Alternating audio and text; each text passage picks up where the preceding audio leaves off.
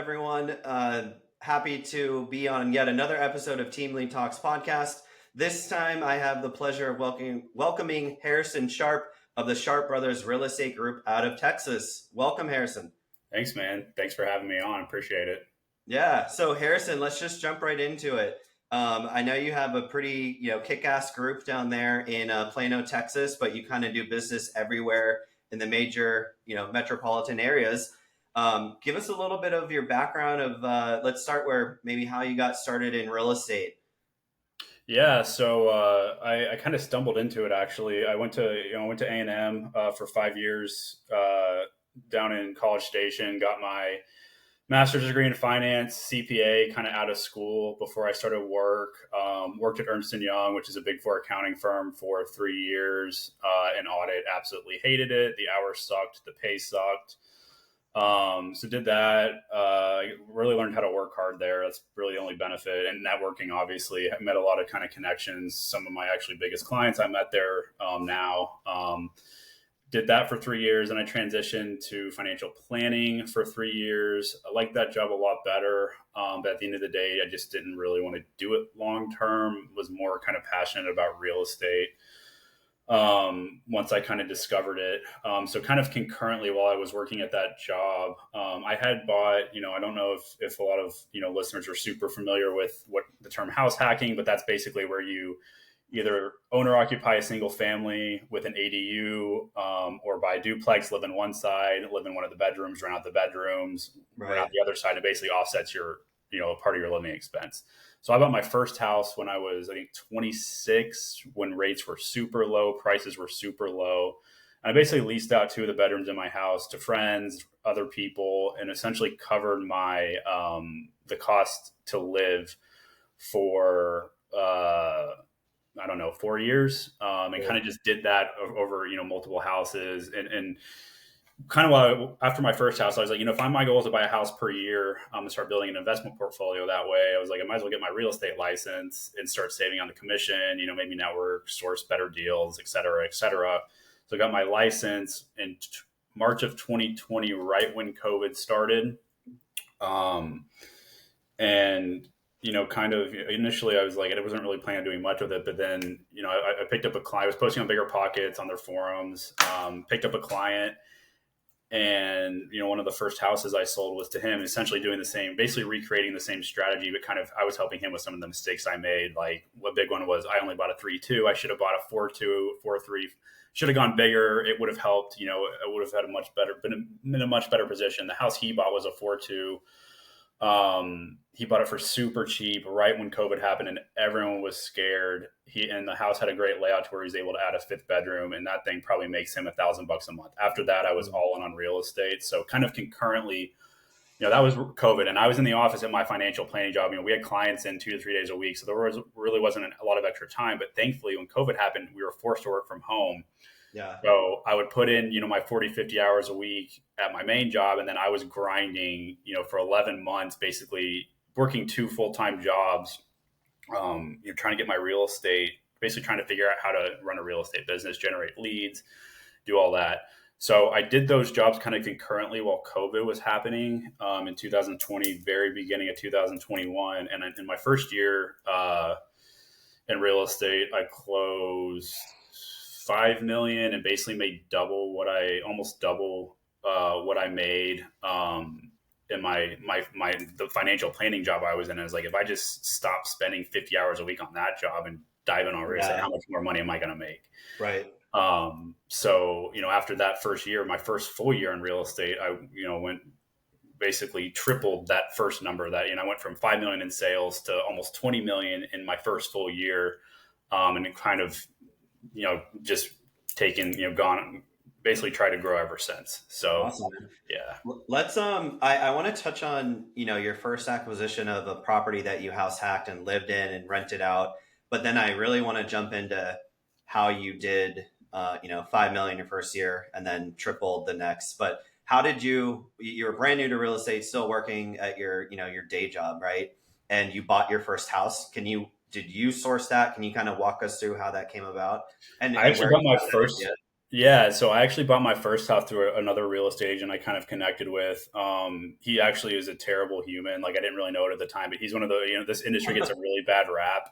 Okay. And it's honestly one of the reasons why I've been so successful. You get a lot of people who just care about commission and Right. you're just a number to them and they're not going to give you good advice. Like he didn't, looking back on that transaction, I didn't really understand. Like, my house is smaller. There's some features on it that probably aren't going to be desirable for resale. Luckily, I bought it. Right. But kind of using that as a template. All right, this guy didn't do anything, like really didn't do anything, didn't give me any advice. I don't even think I got a copy of the inspection report. He was just like, oh, it's fine. And I was like, I didn't know anything. I was a first time home Right. buyer. I was Right. 26. Yeah. So I kind of went all in on like, all right, how do I educate people? How do I actually provide value? Because that's the biggest thing that's kind of lacking, in my opinion, in this industry is people just, they just want their easy, quick commission, but they're not really able to, if you ask them like, all right, why, they just can't give any value. Right. And that's obviously why a lot of this, NAR stuff has kind of been happening, but that's kind of the backstory on that. And then Cool. as far as So like, yeah, go ahead. yeah, essentially you had a bad experience and were like, I think I could do this a little bit better. And then you had a passion for real estate. So that kind of was the start of your real estate career. Exactly. And I always had kind of this mindset of like financial freedom, retire early, cash flow from real estate, obviously listening to all the Bigger Pockets podcasts, continue to buy Right. rental properties. So when we kind of paired all that together, I was like, all right, I can, I'm making decent money at this and it's not, I enjoyed it a lot more. It's a lot less stressful to me than what I was doing previously. I'm not in the office, 50, 60, 70 hours a week. It's a lot, Hmm. it's a lot different. But you still have that client service aspect to it. I kind of have good background for that. So, Yeah. it all kind of was like the perfect storm and, good timing and all that. And got super lucky with some of the clients that I met early on. That gave me a lot of business. If that makes sense. So, Yeah. Yeah. Yeah. um, Cool. So that's how you kind of got into the real estate world. You liked it enough to get your license and then get started. How did you, as an agent, not as like purchasing for your own portfolio, but how did you source your first deal? And did you start as a solo agent? Did you join a team? Can you kind of walk us through those mechanics there? yeah. So, sourcing my own deal and sourcing deals for other people. I mean, most of it just on MLS. Like back then, it was really easy to find cash flow, especially with creative strategies. Like one of the big strategies that, I help a lot of clients with and have is basically do what I do, rent by the room, owner occupy a single family, go find roommates, lease the house anywhere from, or lease a bedroom anywhere from $600 to $900 a room, as opposed to paying 1,500 for an apartment. Right. Win-win for everyone. So a lot of it was just MLS, back when prices were cheap. It's obviously a lot harder now to kind of find cash flow and get Yeah. yield, but that was kind of how it started. And then what was the other question? So you that's how you kind of source your own portfolio deals, but how did you source your first like your Harrison the real estate agent? Where did your first business deal come from? Gotcha. Yeah. So one of the big, I guess, in terms of like the client side of it, I mean, Bigger Pockets was a huge resource. I was just posting on the forums, giving kind of like I said earlier, giving advice to people, um, especially in the investment side, because that I probably like, 50-50 retail investment business. And I tell every single agent who wants to get in this business, learn the investment side. You know how to talk numbers with flippers, long-term buy and hold and Airbnb investments, rent by the room. If you can talk that with the investors, they're the people who continually buy, and will do transact multiple times a year, and it'll really get your sales numbers up. And a lot of agents don't even want to get into that because they're like, I don't understand it, or investors are cheap, or they don't want to do this. But you find the right clients, you can really, it's a really, really good way to kind of get those volume numbers up. One of the biggest clients that I kind of got connected with super early on, and this was super lucky. I was in the DFW Facebook real estate investment Facebook group, and someone just, you get some posts like, "Hey, looking for a real estate agent to help me in DFW," and then you get a million responses on it. Right. I actually connected the CEO of a startup, posted in there, and I commented on it. And I was like, he's like, "Hey, looking for someone who has experience with house hacking and rent by the room." Um, Got him on the phone, sold myself, even though I had zero experience, with sales, maybe only done a few transactions at that point. He's like, I'm literally starting a rent by the room co-living company. And DFW is one of the markets that we want to start in. And I think I sold 2 houses with them in the first year. But then after that, once they started proving out their concept, I was selling 3, 4, 5, 6 houses a month with just that one lead source.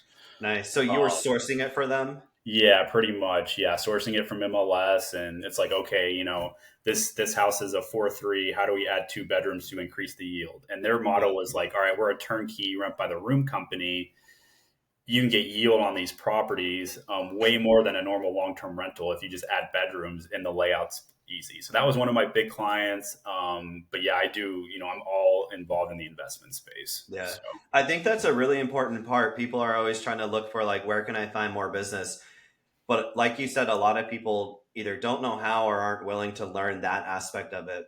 On our team, we kind of have a similar situation where when we do come about like off market properties, we just take it to them. And we're at the point where they trust us enough to not even have to really look at it. We're like, hey, here's the property, here's the price. What do you think? And they're like, if it makes sense and they have the capacity, they'll just do it. But yep. that took like 10 years plus of like building trust, but you got to Yes. start somewhere. Yes, exactly. And you're right about that. Like once that trust is built and you continually prove out, hey, here's why I would avoid this. Most agents are never going to say that. Those words aren't even going to come out of most agents' mouths. I don't like this about this property. Let's go look at something else. You start Yeah. building that trust, and then inherently you're going to get referrals and more, and it just snowballs. Like it's crazy how it all works. Yeah. So One of the added benefits too, if and when we did that with them, obviously like they would buy it, got there was their strategy was like renovate, sell. So buy and renovate and yeah, then list it.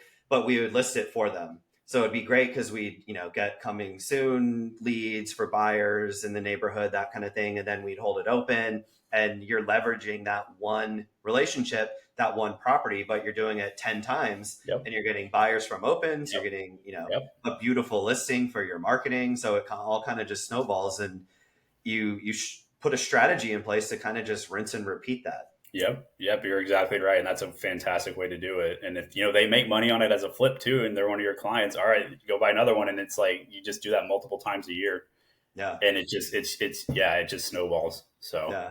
And yeah. Then when they see an email come in from you and it's like new opportunity, yep, they're gonna not ignore it and they're gonna probably purchase it if they trust you. exactly, Yeah. exactly. So Harrison, all right. So that's a small piece of your business, but you were kind of a solo agent at this point, and you Hmm. have a team now, right? Can you talk Yes, about that a little bit? Like, what made you want to start a team? Talk about your team structure. yeah. So it kind of just naturally developed. Like I feel like you do a lot of production as a solo agent, and my number. I mean, I'm doing like 25 to 30 million a year right now, just in my own production volume. But you get other people who are hungry and want to learn, and I didn't wasn't really kind of planning on doing it, but I'm all about growth. How do you kind of take it to the next level? And kind of the team model is the next step, in my opinion. So, I've got some really solid agents on the team right now. I've got one who he does, 6 to 8 a year, super solid, just very personable guy. One of my best friends is on my team. He kind of has been in and out of real estate, but he's got his license and kind of does it passively. Obviously, my brother is in it full time, and we're really starting to kind of ramp up right now and trying to take it to the next level. And then I've got some other agents as well that are hungry and just want to learn. So it's like, for me, a big reason why I kind of got into real estate was initially was, all right, how do I create enough passive income to offset my expenses and basically do whatever I want. Right. It ended up getting to the point where I was making so much money selling. It's like, okay, it's a lot faster if you can scale your income. And now I have the knowledge and know how to do that. And now it's like, okay, these agents, they want to work hard. They want to, like, how are you doing it? And it's like, okay, now I can train them and kind of get them up to speed on that. Yeah. So, team structure, we're still relatively new on it. It hasn't been like a structure team, if you will, up until this point. We've only been operating, I guess, a year or so. It's more, they just come to me if they need advice. I don't really take anything from them. But what me and my brother we just created SBRE, kind of the company. What we're really diving into right now is, basically figuring out how to automate and create systems and basically generate lead flow for agents in order to attract more people in and kind of coach them and train them. Like, here's how here's how you convert a cold lead. Here's how you add value as a buyer's agent. Here's how you sell a property. Different things like that. So right now we've been working on our back end systems basically for the last year, but we're about to start spending a lot of money on Facebook advertising to basically provide more leads and kind of grow our sales numbers. So, Cool. Awesome. So SBRE, in case I don't think we mentioned it yet, it's Sharp Brothers Real Estate Group. So you obviously started it with your brother. Was yes. he the second person on the team, or did you simultaneously start it together at this?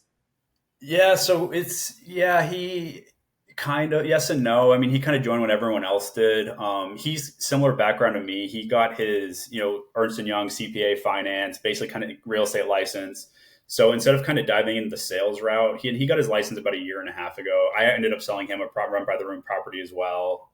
He that basically offsets his living expenses, but he did it the right way.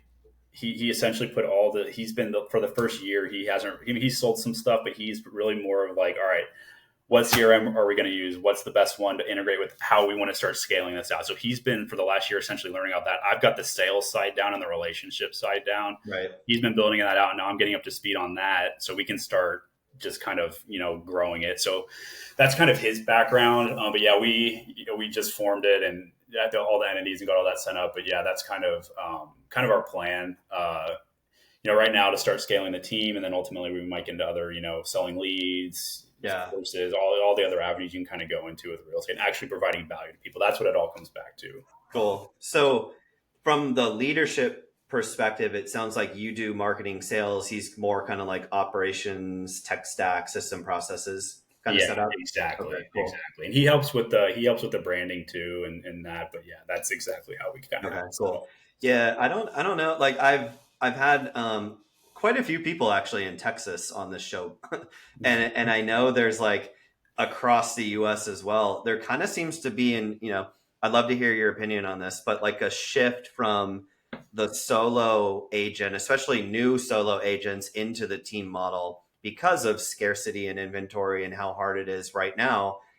Landscape can change at any given time, but it kind of seems like we're in this state right now where like it's tough to find leads and people are gravitating towards teams, right? yeah, And that model because they want like consistency, systems, processes. Again, especially the new agents coming into the industry. Are you seeing that too with how you're like building your team? yeah, 100%. I definitely see that. We haven't really so kind of we're going to be very selective about who we bring on going forward. It's not going to be any. We want people who are going to work hard and do what we tell them because we know how to make. Like we already know the playbook on how to make money. But yes, I'm seeing that model. Like it, there's a lot of agents, solo agents. I'm seeing them form up with other people because you're exactly right. Like the market, the last 2 years, ever since the rates started going way up, it's been brutal if you're a new agent, to be like fully honest. Like it's really hard to get business. Most of a lot of the agents I know, even some of the experienced ones, numbers have fallen way off. Right. So who do you go to? Like, all right, you see someone who's still closing, 4, 5, 6 deals a month. All right, what are they doing? How are they doing this even in a down market? So you're Right. exactly right. That's exactly kind of what I'm seeing. And that's kind of one reason why we're starting to form this team is the hardest part of this business is generating leads. That's going to continue. Um, Probably going forward, especially with all the NAR lawsuit stuff, it's even harder to, especially on the buy side. How do you get someone to pay your full commission and justify that? Right. So we're trying to get ahead of all that. And once we have, the kind of the template on it of, here's how we're closing these internet leads. We're going to give them to you. We don't have capacity to work all of them, but we have the playbook for you, and we're going to help you and kind of, do monthly or not weekly, weekly pipeline reviews, Right. where you at, all that stuff. That's kind of going to be our playbook on it. Because Cool. that's where we think the industry is ultimately headed. So Yeah, I think there's it's twofold. There are people out there, obviously solo agents, that want to be, solo agents are forever going to be solo agents. But the ones that are kind of figuring out how to scale and grow their company, they're either starting a team or joining a team, right? And then getting that value proposition. Like you want to, and there's different propositions, right? For team leaders. Like on our team, we have an internal team that sets appointments and works the leads, and our agents just go on appointments, right? So yeah, they get appointments directly to their calendar. They don't really have to work their pipeline and they can send stuff back to the ISAs. but you want to give your agents leads. That's a massive value proposition, especially if they close them and convert them. They're going to like it and they're going to want to keep doing it.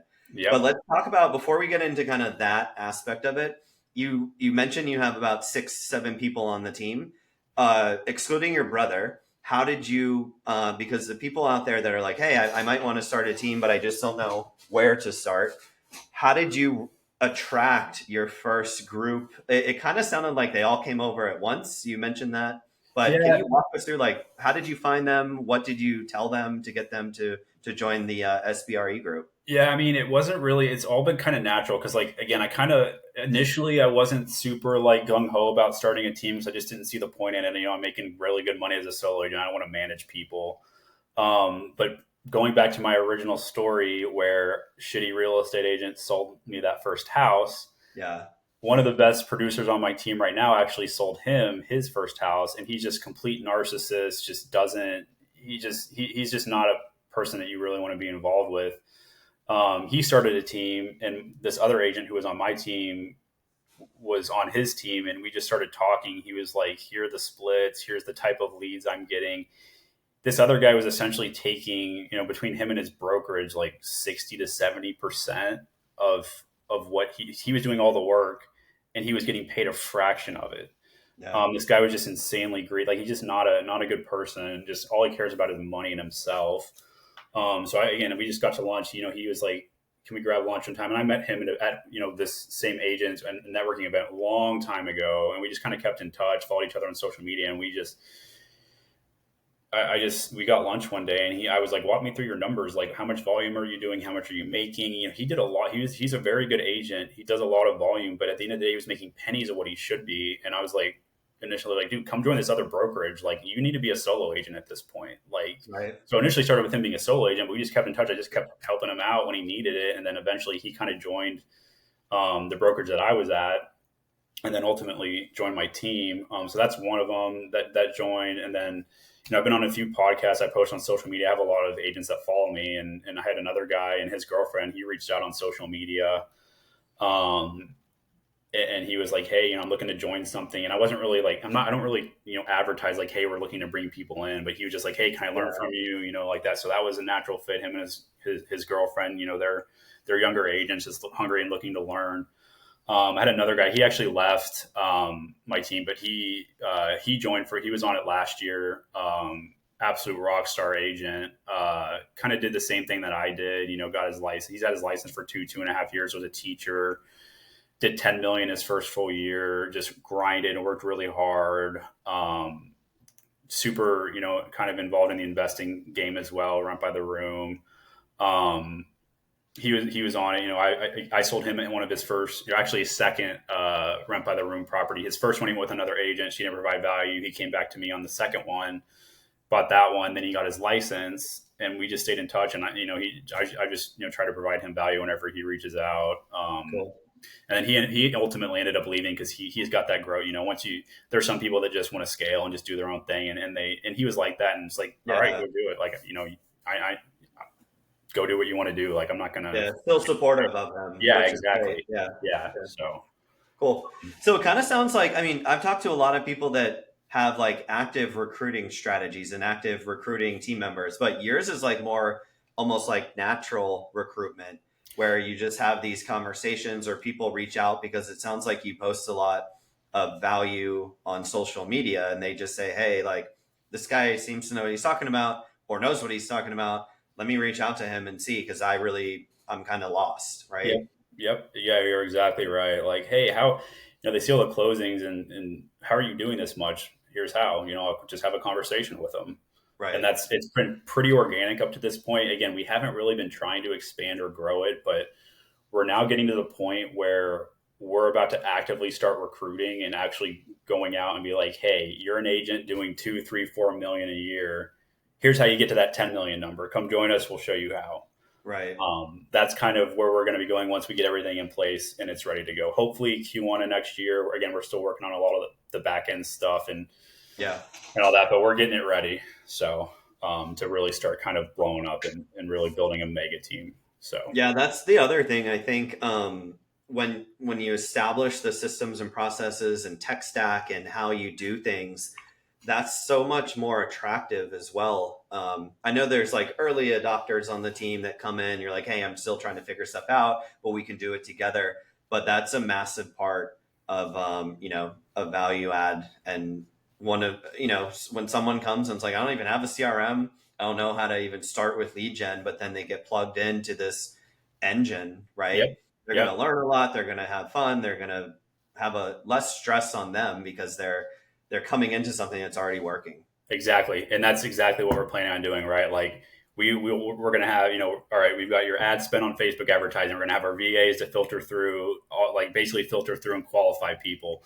Once we get them hot, pass it off to an agent. Hey, you've got your hot lead. Get an appointment. Go. We're going to help you set the appointment. Here's all the videos and the training that we have to do it, and we're going to help you get it to. We're going to basically going to get your numbers up. Like that's kind of our goal on it and plan. So Right. Yeah, that's awesome, man. Let's talk about, so you currently have this team and you give them leads. A lot of our revenue leakage, like if I'm talking from my own personal experience on our team, and this is maybe like 5, 6, 7 years into it. We've had our team for about a little over a decade, but it's mhm. like you're going to be spending a lot of money on lead gen, right? You're going to be marketing, you're going to be paying for all the overhead, Yep. systems, processes, whatever, and eventually like support staff.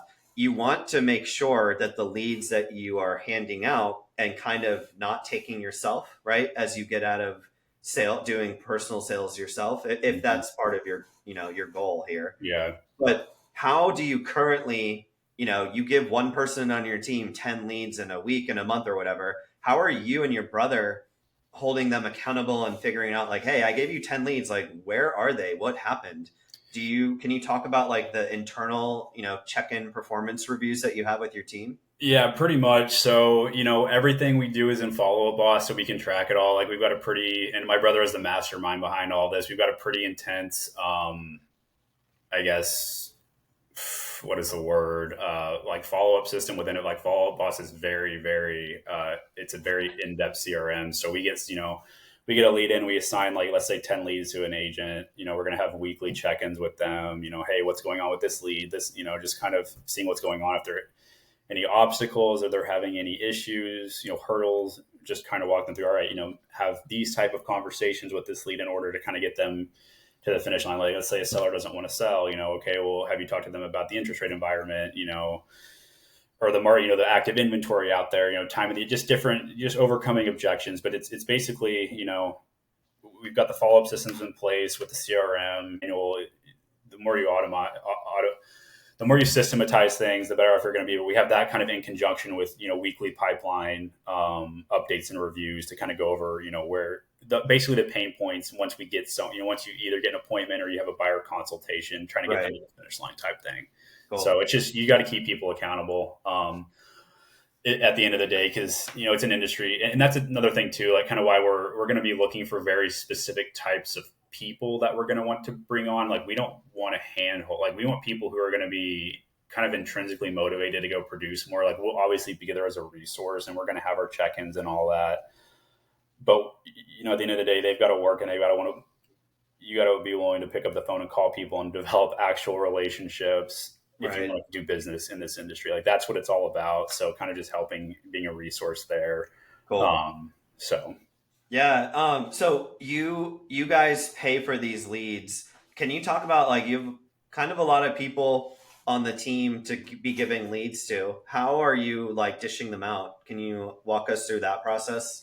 yeah, so I mean, you spend X amount. I mean, it's really just an ad spend on Facebook. Like once you figure out, you just essentially you're playing with different types of, market. Like, all right, click here for whatever, to get a valuation on your house. You get them in, and then you just round robin them. So if someone is low, or they closed out a bunch of dealers recently and they need more volume, we can either up the ad spend, decrease the ad spend based off of where the team is at and how much they can handle. We get more agents, then we just up the number. It's just an ROI game. So Yeah. once you figure out, what ads work, what if they don't work, the specific areas that maybe that team member is in. So if we have someone at Fort Worth, they probably don't want to be and this is kind of more of a local thing if you're not familiar with Dallas, but like Fort Worth and Plano or Dallas are pretty far from it, about an hour. So if we got an agent in Fort Worth, we're not going to be sending them leads in Plano or Frisco or anywhere on the other side of the metro. We're going to be Okay, so a little bit of it is geographic location of where the actual agent resides. yeah, and we can target our marketing and our spend on all right, let's hit this zip code with this Right. type of advertising or marketing material. Um, Based off of their capacity. Maybe they're going to be out of town for a month. We're going to dial the ad spend back and not do anything for that zip code for that month. It's just all kind of tweaking Right. and figuring out, all right, who's at capacity, who wants more, where are we at on our funnel, and just kind of adjusting and as the market shifts and Yeah. people come and join the team and people close out deals and things like that. So Are you guys implementing any like standard minimums for this? Like giving out, if you have like one person in Dallas Fort Worth that they're getting all these, do they have to like convert at a certain point, or like do you have that baked into your your business model here? yeah, pretty much. So at the end of the day, we want people who are going to close. Like we're not a charity. We're not just going to give out stuff for free. So at the end of the day, if you're not hitting your metrics, like you're probably not going to be on the team anymore. Like it's pretty much as simple as that. Because if we're not generating any money on it, why you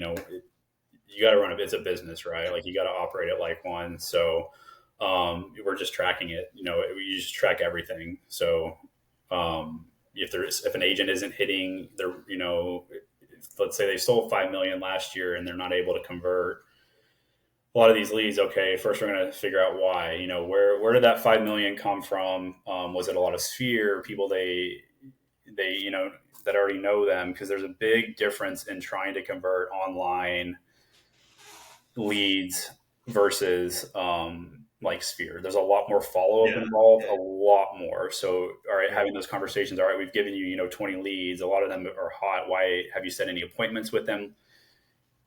Where it's just kind of going through the entire process. How many times have you called them to try and get them on the phone? If you haven't been able to get them on the phone, if you've gotten them on the phone and set an appointment, why? What's happening? Why have you not gotten a buyer rep or a listing agreement signed? If you've Right. got a buyer rep or listing agreement signed, all right, let's say you've got 10 listings, but none of them are selling. Okay, maybe you're not pricing things appropriately. So we go in with them and be like, hey, let's take a look at some of these listings and see what's going on. Why are you accepting these if why are you agreeing to take these listings if the seller just wants a crazy They're number? overpriced listings. Exactly. And that's something that I've struggled with because it's like you always want to take business and do that. But, I've had to fire a few clients recently because they just want, they're unreasonable on their price. And I'm not going to spend money on advertising. I'm not going to spend 2, 3, 4 grand on advertising to try and sell a $500,000 house that's worth $400,000 and it's never going to sell no Yeah. matter what we do. Like it's just, there's no point. So trying to figure out kind of all right, let's go in stage by stage and figure out where's the log jam and what they're struggling with, trying to help guide them, and trying to get them like, all right, maybe you should be doing XYZ in order to kind of get through to the next stage, if that makes Yeah. sense. Yeah. So Yeah, that's cool. I mean, constant oversight, accountability, that is literally what you have to do to grow and scale. And then as you continue to do that, you're making your processes more efficient, more effective. And that's how you really go from like maybe a single digit profit margin up into like the 30-40% profit margins. yep, Have everything down to like predictable, repeatable results. yep, And then the biggest thing that I can advise, and you've kind of like hit this nail on the head as well, you have to hold your people accountable, have systems that they need to follow, because if something goes wrong and they're kind of AWOL and they're doing their own thing, it's very difficult to audit that. Like if there's a 5-step process to list a home that you have, or maybe like a 15-step process, you can at least be like, well, out of the 15, did you do all 15? Oh, you didn't do these three. That's probably why this didn't, go as smoothly as we would have liked. I learned that very early on, and it sounds like you guys have already kind of started from the ground floor with your SOPs, your playbooks, whatever you want to call them. I'm like exactly. super big into that kind of stuff. Yeah, I mean that you have to if you want to. Like, it's a business. You gotta be into that stuff if you want to operate and run it well. Because if you don't know your metrics on anything, and you're just kind of flying, and it's tough to figure out what's actually going wrong. But you're exactly right. Like we're every single step of the process from all right, here's how the CRM works. here's what drips you need to put specific type of clients on. Right. Um, here's how often, here's what stage they need to be in for you to fall, like the follow up frequent, like and then once you actually convert the client and get something signed, how do you get from the signed document to the closing to like, it's basically just tracking and documenting and providing SOPs on all that stuff. So That's awesome. yeah. Yeah. So you mentioned you do a lot of Facebook ads. What are like your top three lead sources? Or are you just doing Facebook? Yeah. So right now, again, we're still working on all the back end, so we're probably going to start to spend on it. Probably Q4 this year. Right now, our lead source is it's all just our biggest one, non-sphere. I mean, sphere is obviously the biggest, right? Like, any agent that's doing this, like the goal of any type of lead, sphere, non-sphere, Facebook, like the goal is to get them in your sphere, because once they know, like, and trust you, the referrals and the repeat business from that, it's just so much easier, and you don't have to spend any time Right. converting that. Like, that's the number one. Like, anyone's goal should be always to get the sphere numbers. Like, that's where the best business comes from. Right. Behind that, probably number two, I would say, is again getting involved in the investment space. So, for me personally, one of my biggest clients are land flippers. So they do equitable interest type deals on the MLS, and I list all their properties. I probably list, I don't know, 40 to 50 properties for them a year. At some point, I'm going to start distributing that out, because we've been kind of growing together. Like, they're scaling their business, and I'm not, at some point, I'm not going to have the capacity to handle all the listings they're giving me. Right. That's another lead source as well. We get a ton of leads from wholesalers that we've connected with. So if the viewers aren't familiar with what wholesaling is, that's essentially, it's an investment strategy, right? Basically, the wholesalers are people that are selling houses to flippers. So they buy it for 60 cents on the dollar. They're assigning the purchase contract and taking a spread, let's say 15, 20K. The flipper's buying it, they're renovating the property, and then they're listing on the market. So the way the wholesaling channel works is, on the investment side, is they're spending, a lot of the companies that are doing really well in that space are spending a lot of money cold calling. Same thing that we're doing, except they're trying to target distressed sellers who are wanting, with crappy properties, and just trying to get them cash quick. So they spend a lot of money. They're going to capture a lot of basically sellers who just want retail price and whose house maybe not fit that. So what do they do whenever they get one of those? They send it to us, and we'll pay them a marketing fee. Cool. So we get a lot of business from that, and that's a huge lead source that most agents don't even know how to tap into. Yeah. And again, they're doing all the legwork on it. We pay them a referral fee on it, a marketing fee, because they're the ones spending the marketing money on it. And then we're working those leads. So that's a huge lead source too. Let's talk about that a little bit, because yeah, whether you're familiar with wholesaling or not, I'm also seeing a lot of retail teams start to open up their business lines of revenue to wholesaling, and the wholesale kind of doing investing and wholesaling simultaneously. Yes. But it sounds like you have relationships with wholesalers that, if it doesn't work for them, they're kind of like JVing with you, joint venturing with you, and saying, "Hey, Harrison, we have this property. They want to list. They don't want to accept, a direct purchase contract. Go work them." How did you establish that? Networking, going to networking events. I mean, one of the, I just closed an 8-unit apartment complex a few weeks ago, and me and my broker, Brittany, we connected with this young couple who started a wholesaling company at a networking event in DFW. We got their numbers, we hit it off with them, and we just stayed in touch. And, they asked us for, they're always asking us for information, like, "Hey, can you check out, can you verify comps on this? Do you have any buyers for this property, et cetera, et cetera?" And, yeah, I mean, that it's just relationships. Like, that's literally all it is. Like, and then you start talking with those type of people, and they're going to know other wholesalers, and then they get you in with them, and you do a good job. It's just, again, it's relationships. It just, that's all it is. So Yeah. giving people value, being responsive, and then asking for referrals whenever the time comes and you've shown your value. Yeah. I mean, it's as simple as that. So in case someone listening is trying to figure out how to build a network, where did you figure out where to go? Where are these people hanging out in Texas? So on the investment side, specifically, like, DFW has tons of real estate, like, meetups.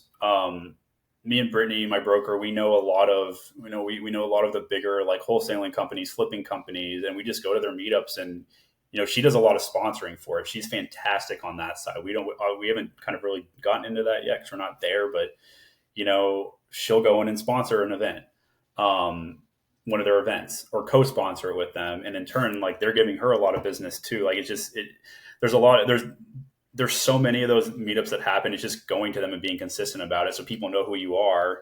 Right.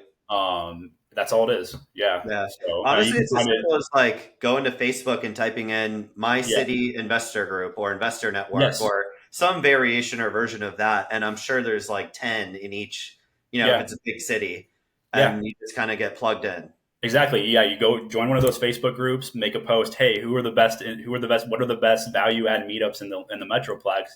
A bunch of people will comment. The best ones will probably get commented on and liked the most, and then you just go to those, or you go to Bigger Pockets too and search. Like, there's so many ways to find them. Right. So Yeah. yeah. Yeah.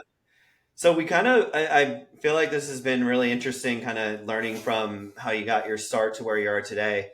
You mentioned that you're going to start actively attracting more people to the team. What are your like long term vision and goals for your group? I mean, we're thinking really big. I mean, initially it's going to be the team model, right? But we want to create a massive real estate brand. So think like, the Altman, Tracy Tudor, like those types. Like, that's really where we're looking to go with this. Just create this massive brand, and it may be the team model. We're always going to have that, but we're kind of looking to be like this real estate, I don't know, just like empire, if you will, because we know a lot of different, we're involved in a lot of different spaces. So a few other avenues that we've kind of thought about, me and my brother. All right, you actually mentioned this earlier, like the wholesale side. So here's a great example. All right, once the Facebook advertising is figured out, okay, well, we're all right. Maybe we start targeting, going on like, hey, you can either list the property, or we're going to give you the cash offer and wholesale it and get you a much faster sale. We'll give you the Right. option. That's one Right. Right. channel. Another channel will be, all right, we know how to attract and cycle through and funnel, basically filter out a lot of a lot of different types of internet leads. All right, instead of maybe giving them to our team, maybe the model shifts to, we're going to go sell it. We're going to go sell those leads to other agents, and we're going to teach them how to convert them. Go the monthly, maybe do a monthly membership type course.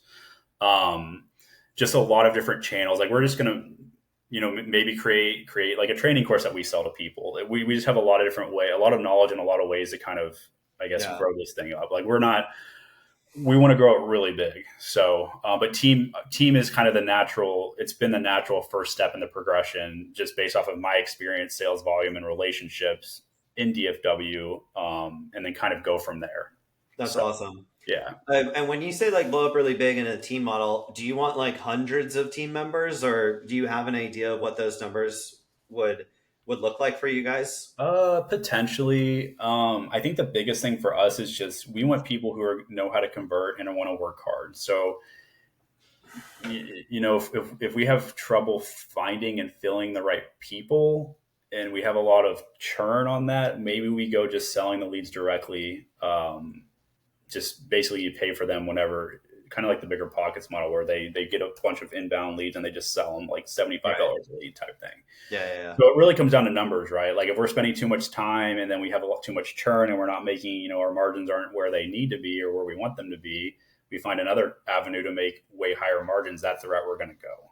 Yeah. So additionally too, like, if we've got 4, 5, 6 agents who really know how to convert these things, and, they're rocking and rolling, and we don't need to do a lot of hand holding with them, and we're just providing everything, all the back end, all the lead flow and all that stuff.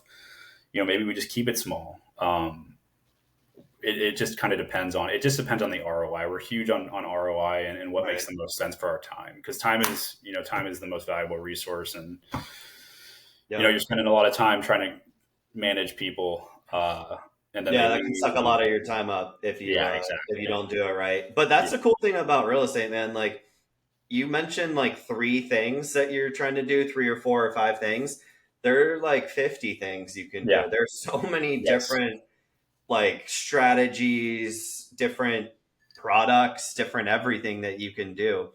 But I think your vision is where a lot of people want to be. Like you have this awesome goal, this awesome vision in your head of building an empire. And the one thing I love that people do on this show is they're not afraid to share that, right? So you're not like you. I'm a big like you say it, it comes true, like kind of that kind of approach. Yes. And Yes. I love that you're not like hesitant around like you weren't like, oh, we'll see, maybe I can do it. You're like, I want to build an empire. I Yeah. I want mean, to that's the have a goal. Like, huge company yeah. and do. I'm freaking doing this. Yeah. Yeah. And if we fail, we fail. I mean, it's who cares? Like that, you don't, it's never going to happen if you don't try. Right. No So, risk, no reward. It's tough, yeah. but I mean, it sounds like you have a good head on your shoulders and you have that clear, path and direction you want to head in, and you're absolutely killing it. And you're what your second, third year in real estate, period, right? Yeah. Some people I've talked to, they've been doing it longer and haven't had that kind of success yet. It's just like you seem like a very proactive action taker. I think that's key to all this as well. Yeah. It 100% is like, you got to be willing to be proactive. So, Right. So, Harrison, this has been really awesome. I hope, again, anyone listening kind of picked up on one thing, hopefully more, but at least one thing to help kind of move their own personal business model forward.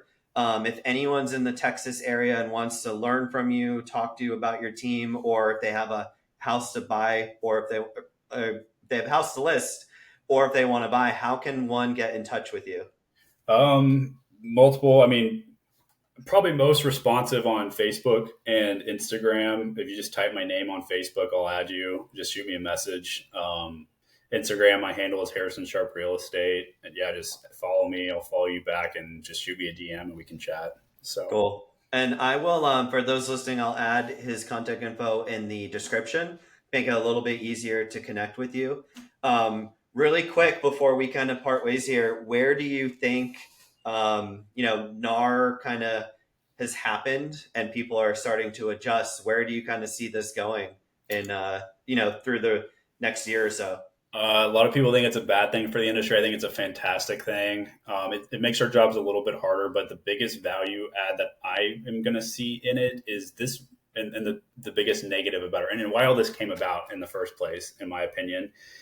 You get people who don't do anything in these transactions. And I've been on so many transactions where the agent does absolutely jack shit and they get paid 15 grand.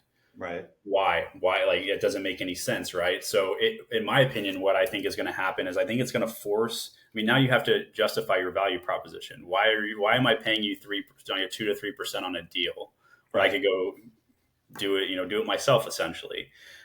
So I think it's really going to drive out the bad and lazy agents who have no value proposition, who just or don't add any value. And I think you're going to start seeing, and it's already happening. I'm already seeing it. Like, the people who are doing business and know what they're talking about and provide good, unbiased, nonpartisan value to people, or advice to people, they're continuing to make money and they're continuing to get more business, and they're just soaking up the market share of the rest of the industry. Yeah.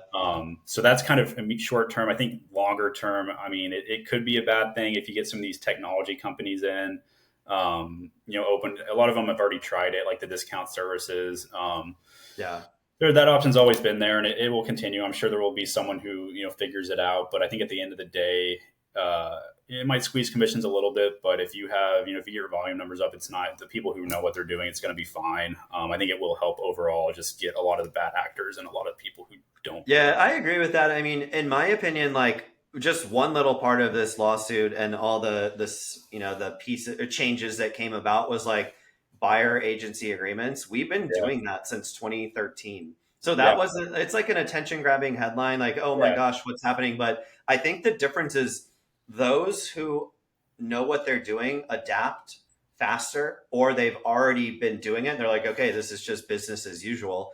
Those who are like, oh my gosh, they're going into Facebook groups saying, how am I going to do this? How am I going to do that? They didn't have the foresight to kind of already know, yeah, or they're not able to shift and pivot. And like you said, I think we're going to see a mass exodus, or, in my opinion, those people who are going to be like, man, I really don't know what to do. I've been a buyer agent my whole career. I think those people might join teams. yeah, Maybe yes, that's what I'm thinking because I'm seeing a lot of people I talk to. They're like, we've been growing our team. All these people, solo agents, are coming, joining teams, like we talked about earlier on the episode. So I Yep. think that's kind of gonna happen. But Yep. it's just funny to me. They're like complainers.